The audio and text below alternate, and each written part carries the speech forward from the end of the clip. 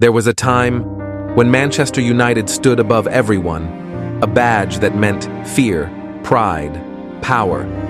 Old Trafford, the theater of dreams, was where legends were made.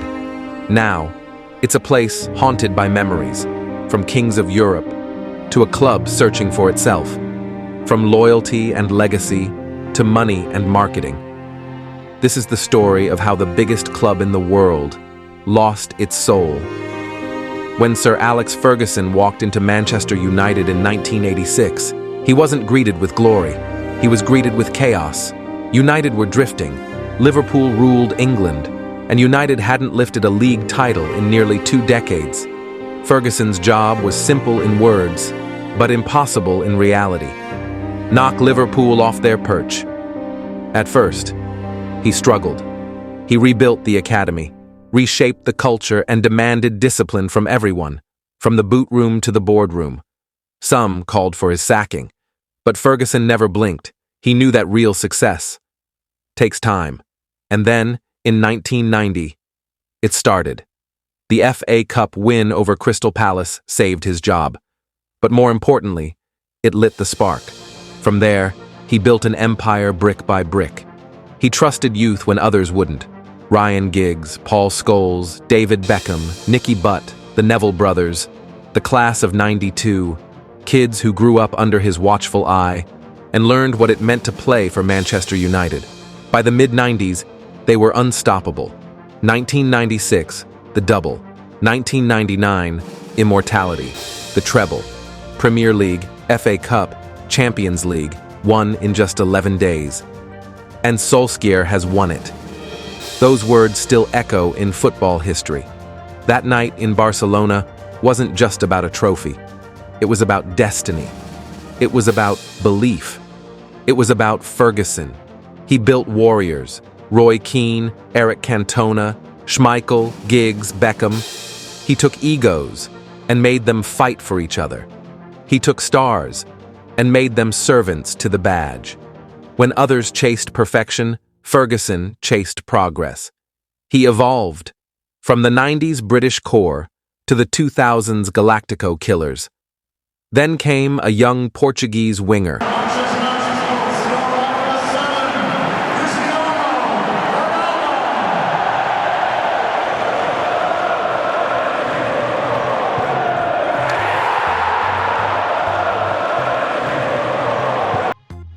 Cristiano Ronaldo, raw, arrogant, electric. Ferguson turned him into a champion. With Rooney beside him and Scholes orchestrating behind, United conquered Europe again. 2008 Moscow. Rain falling, tears streaming, and Ferguson standing tall, a symbol of power, patience, and pride.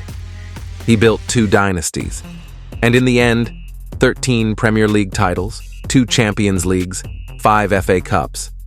He outlasted everyone. He outthought everyone.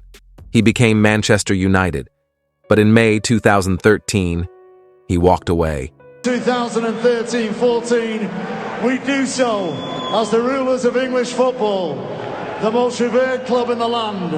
Many clubs aspire to be champions, and in the 21-year history of the Premier League, only a handful have scaled this mountain. After 26 years, he retired on top, champions again. And when he waved goodbye, it wasn't just the end of an era, it was the end of identity. Because what he left behind, no one could ever replace.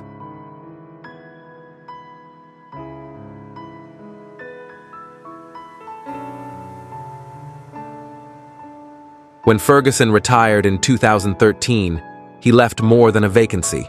He left a void. David Moyes was hand-picked as the chosen one, but he never stood a chance. 1 season later, gone. Van Gaal brought order and trophies, an FA Cup in 2016. But his football was slow, safe, soulless.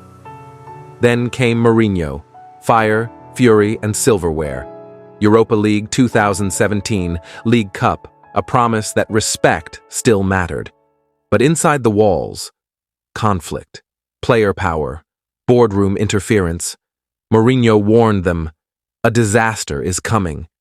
He was right, because without Ferguson's authority, There was no direction. United were still rich, still famous, but already broken. In 2005, the Glazer family took control of Manchester United. They didn't buy it with their money. They bought it with the club's. A leveraged takeover. Billions in debt placed on a club that once owed nothing. The Glazers promised success, but delivered dividends. For years, fans protested. Green and gold, the colors of Newton Heath, filled the stands. But money spoke louder than morality. Old Trafford aged while the owners cashed out. The stadium leaked, the team stagnated, and the soul of the club was sold to sponsors. Official noodle partner, official toothbrush sponsor. Everything had a price tag. United became a brand, not a brotherhood, a corporate giant with no heart. After Ferguson, Manchester United searched for a savior. But instead, they found confusion. Each new manager promised change, and each one left with the same look of exhaustion. Moyes tried to copy Ferguson and failed. Van Gaal tried to control everything and strangled creativity. Mourinho tried to fight everyone and lost the dressing room. Ole Gunnar Solskjaer tried to bring back belief, and for a moment, he did. Paris, 2019. Rashford's penalty, the impossible comeback. It felt like the old United again. But glory never stayed. Every system collapsed under the same weight. A fractured squad, confused recruitment, owners chasing image over identity. And then came Erik ten Hag. Disciplined, ruthless, a modern thinker. His first year, a trophy, third place, the end of a 6-year drought. Hope returned, briefly. But by 2025, even he was fighting fires. Dressing room leaks, inconsistent form, ownership chaos. The dugout had become a revolving door, and stability, a memory. August 2021. A roar shook the football world. Cristiano Ronaldo was coming home, 12 years after he left for Real Madrid, after goals, Ballon d'Ors, and endless glory. The prodigal son returned to Old Trafford. The fans wept, the shirts sold out. And for one night, it felt like Manchester United had its soul back.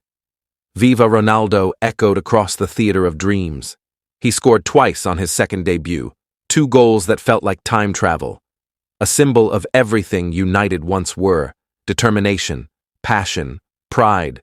But nostalgia can be dangerous, because beneath the emotion, the cracks were still there. The club was directionless, the dressing room divided, and Cristiano, the perfectionist, the relentless competitor, was no longer returning to Ferguson's empire. He was walking into chaos. He trained like a machine. He scored when others couldn't. But the system around him fell apart.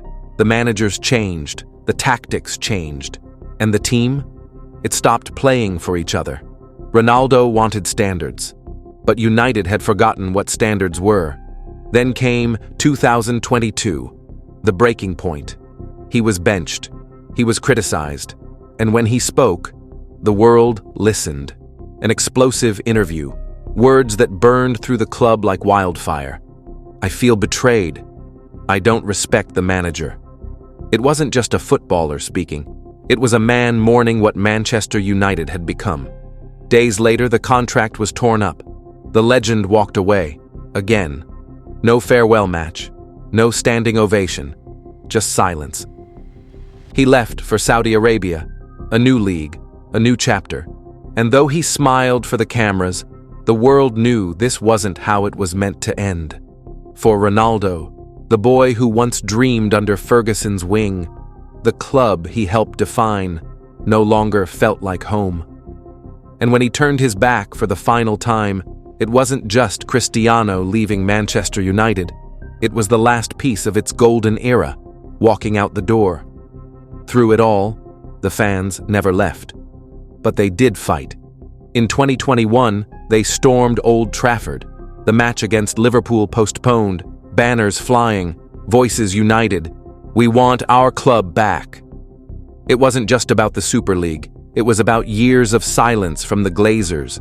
Decisions made for profit, not pride. Green and gold scarves returned. Songs from the 90s filled the streets again. The soul of the club was still alive, just not on the pitch. When Sir Jim Ratcliffe bought his minority stake in 2024, some hoped it was the start of renewal. Others called it another illusion.